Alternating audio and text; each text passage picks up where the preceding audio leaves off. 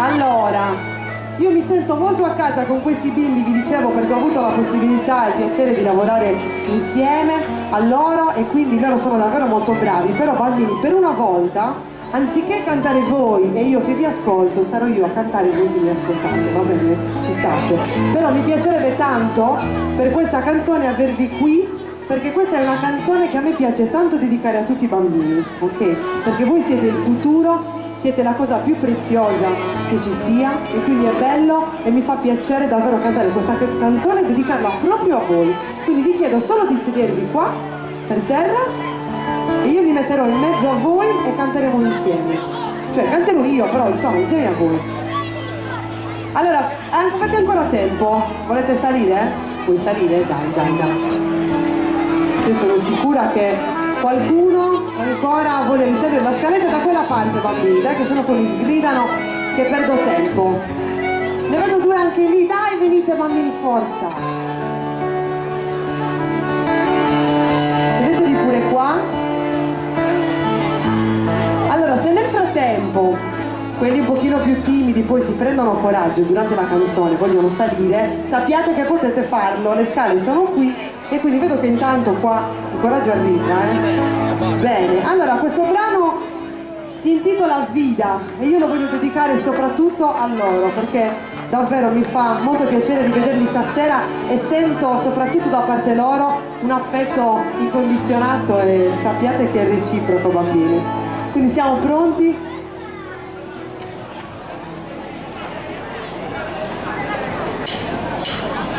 Canto è bella sa vida in Sardegna mia, che in suo mondo va guerra se via. Qui bambini, qui, siete qua.